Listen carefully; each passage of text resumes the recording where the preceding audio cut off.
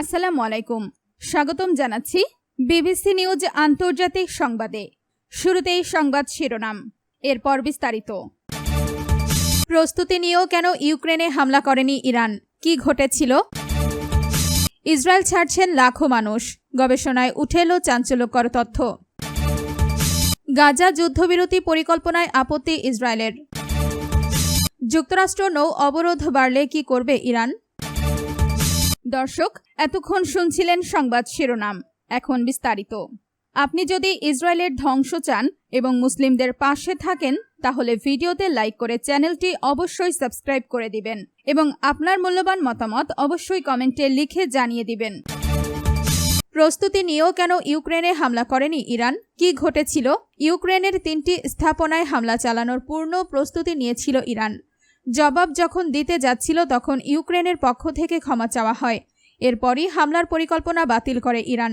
সোমবার 3 আগস্ট ইরানের রাষ্ট্রীয় টেলিভিশনকে দেওয়া এক সাক্ষাৎকারে এমন দাবি করেছেন ইরানের সর্বোচ্চ নেতা আলী খামেনি এর শীর্ষ সামরিক উপদেষ্টা মোহসেন রেজাই। তিনি বলেন, ইরানের সশস্ত্র বাহিনী হামলার সব প্রস্তুতি সম্পন্ন করেছিল, কিন্তু পরে অভিযান স্থগিতের সিদ্ধান্ত নেওয়া হয়। রেজাই বলেন, হরমুজ প্রণালীতে ইরান নির্ধারিত নৌপথের বাইরে কোনো সামুদ্রিক করিডর চালু হতে দেবে না। কোনো শত্রুপক্ষের যুদ্ধ জাহাজ অবৈধ পথ ব্যবহার করার চেষ্টা করলে সেটিকে লক্ষ্যবস্তু করা হবে। তার দাবি, সাম্প্রতিক 17 দিনের সংঘাতে ইরান যুক্তরাষ্ট্রের বাহিনীর ওপর বড় ধরনের ক্ষয়ক্ষতি করেছে এবং ক্ষেপণাস্ত্র ও ড্রোন হামলার মাধ্যমে ওয়াশিংটনের সামরিক লক্ষ্য ব্যর্থ করে দিয়েছে। গত 25 জুলাই ইরান অভিযোগ করেছিল ইউক্রেন কাস্পিয়ান সাগরে একটি ইরানি বাণিজ্যিক জাহাজে হামলা চালিয়েছে, যাতে একজন নাবিক নিহত হন। পরে ইরানের পররাষ্ট্রমন্ত্রী আব্বাস আরাগচি ইউক্রেনের পররাষ্ট্রমন্ত্রী আন্দ্রেই সিবিহাকে বলেন, ওই হামলায় হওয়া ক্ষয়ক্ষতির জন্য কিয়েভকে তেহরানকে ক্ষতিপূরণ দিতে হবে। ফেব্রুয়ারিতে যুক্তরাষ্ট্র ও ইসরায়েলে ইরানের হামলার পর মধ্যপ্রাচ্যে উত্তেজনা তীব্র আকার ধারণ করে। পরে এপ্রিল মাসে যুক্তরাষ্ট্র ও ইরান যুদ্ধবিরতিতে সম্মত হয় এবং জুনে পাকিস্তানের মধ্যস্থতায় একটি সমঝোতা স্মারক সই করে। তবে গত মাসে সেই সমঝোতা ভেঙে গেলে দুই দেশ প্রায় 2 সপ্তাহ ধরে আবারও পাল্টাপাল্টি হামলা চালায়। আপনি যদি ইসরায়েলের ধ্বংস চান এবং মুসলিমদের পাশে থাকেন, তাহলে ভিডিওতে লাইক করে চ্যানেলটি অবশ্যই সাবস্ক্রাইব করে দিবেন এবং আপনার মূল্যবান মতামত অবশ্যই কমেন্টে লিখে জানিয়ে দিবেন। ইসরায়েল ছাড়ছেন লাখো মানুষ, গবেষণায় উঠে এলো চাঞ্চল্যকর তথ্য। চলমান রাজনৈতিক উত্তেজনা, অর্থনৈতিক সংকট এবং দীর্ঘস্থায়ী সামরিক সংঘাতের কারণে 2025 সাল পর্যন্ত ইসরায়েল থেকে রেকর্ড সংখ্যক নাগরিক দেশ ছেড়েছেন। এই অভিবাসনের ঢেউ অব্যাহত রয়েছে, এমনটাই উঠে এসেছে তেল আবিব বিশ্ববিদ্যালয়ের গবেষকদের একটি নতুন প্রতিবেদনে। প্রতিবেদনের তথ্য অনুযায়ী 2023 সাল থেকে 2025 সালের মধ্যে 2,68,509 ইসরায়েলি নাগরিক কমপক্ষে 3 মাসব্যাপী ভ্রমণের জন্য দেশ ত্যাগ করেছেন। 2023 সাল থেকে শুরু হওয়া এই প্রবণতা 2024 সালে সর্বোচ্চ পর্যায়ে পৌঁছায়। ইসরায়েলের প্রভাবশালী দৈনিক ইয়েদি ওথ আহরোনোত তেল আবিব বিশ্ববিদ্যালয়ের একটি গবেষণার বরাত দিয়ে এই তথ্য জানিয়েছে।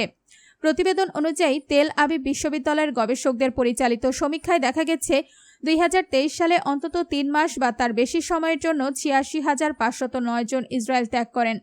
2024 সালে এই সংখ্যা বেড়ে দাঁড়ায় 91,499 জনে এবং 2025 সালে দেশ ছাড়েন আরও 90,922 জন। গবেষণায় বলা হয়েছে 2023 থেকে 2025 সালের মধ্যে মোট প্রায় 2,69,000 জন দীর্ঘ সময়ের জন্য ইসরায়েল ছেড়েছেন, অর্থাৎ বছরে গড়ে প্রায় 90,000 মানুষ ইসরায়েল ত্যাগ করেছেন। অথচ 2010 থেকে 2019 সাল পর্যন্ত এই গড় ছিল বছরে প্রায় 60,000। 2013 থেকে 2015 সালের মধ্যে এর সংখ্যা ছিল প্রায় 1,83,219 জন, যা সাম্প্রতিক 3 বছরের তুলনায় উল্লেখযোগ্যভাবে কম। আপনি যদি ইসরায়েলের ধ্বংস চান এবং মুসলিমদের পাশে থাকেন, তাহলে ভিডিওতে লাইক করে চ্যানেলটি অবশ্যই সাবস্ক্রাইব করে দিবেন এবং আপনার মূল্যবান মতামত অবশ্যই কমেন্টে লিখে জানিয়ে দিবেন। গাজা যুদ্ধবিরতি পরিকল্পনায় আপত্তি ইসরায়েলের। গাজা যুদ্ধের অবসান ঘটাতে মার্কিন প্রেসিডেন্ট ডোনাল্ড ট্রাম্পের নতুন পরিকল্পনা নিয়ে যুক্তরাষ্ট্রের কাছে নিজেদের উদ্বেগ ও আপত্তির কথা জানিয়েছে ইসরায়েল। পাশাপাশি উপত্যকাটিতে সামরিক হামলাও অব্যাহত রেখেছে তেল আবিব। এই ঘটনাকে ট্রাম্প ও ইসরায়েলের প্রধানমন্ত্রী বেনিয়ামিন নেতানিয়াহুর মধ্যে মতপার্থক্যের আরেকটি ইঙ্গিত হিসেবে দেখা হচ্ছে। নেতানিয়াহু এতদিন ট্রাম্পের সঙ্গে ঘনিষ্ঠ সম্পর্ককে নিজের বড় রাজনৈতিক শক্তি হিসেবে তুলে ধরেছেন। নেতানিয়াহুর কার্যালয়ের মুখপাত্র ডোরন স্পিলম্যান জানান, হামাসের নিরস্ত্রীকরণ বিষয়ে আরও স্পষ্ট ও কার্যকর পদক্ষেপ চায় ইসরায়েল। তিনি বলেন, প্রস্তাবিত কাঠামো নিয়ে আমরা যুক্তরাষ্ট্রকে আমাদের মতামত ও উদ্বেগ জানিয়েছি। প্রকাশিত পরিকল্পনাটি ইসরায়েলের অবস্থান পুরোপুরি তুলে ধরে না। গত শুক্রবার হামাস জানায়, ট্রাম্পের প্রস্তাব অনুযায়ী তারা অস্ত্র ছাড়তে রাজি, তবে তা একটি নতুন ফিলিস্তিনি প্রশাসনিক কমিটির কাছে হস্তান্তর করবে। আপনি যদি ইসরায়েলের ধ্বংস চান এবং মুসলিমদের পাশে থাকেন, তাহলে ভিডিওতে লাইক করে চ্যানেলটি অবশ্যই সাবস্ক্রাইব করে দিবেন এবং আপনার মূল্যবান মতামত অবশ্যই কমেন্টে লিখে জানিয়ে দিবেন। যুক্তরাষ্ট্র নৌ অবরোধ বাড়লে কি করবে ইরান? ইরানের বন্দরগুলোর ওপর নৌ অবরোধ দিয়েছে যুক্তরাষ্ট্র। তবে চলমান এই অবরোধের বিরুদ্ধে কঠোর হুঁশিয়ারি দিয়েছে তেহরান। শটির সর্বোচ্চ নেতা মোজতাবা খামেনি এর সামরিক উপদেষ্টা মোহসেন রেজাই বলেছেন, অবরোধ অব্যাহত থাকলে মার্কিন জাহাজ ও সেনারা গুরুতর ঝুঁকি ও ক্ষয়ক্ষতির মুখে পড়বে।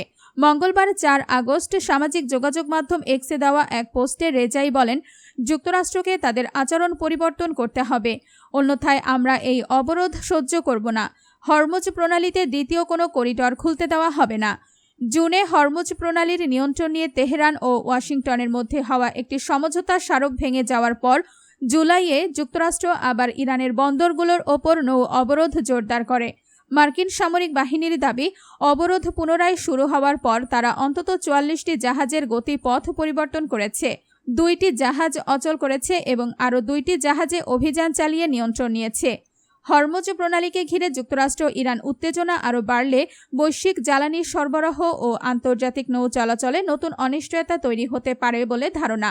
তবে আপাতত দুপক্ষ সমঝোতার পথে হাঁটছে, যদিও চুক্তি বা স্থায়ী যুদ্ধবিরতির সম্ভাবনা খুবই ক্ষীণ।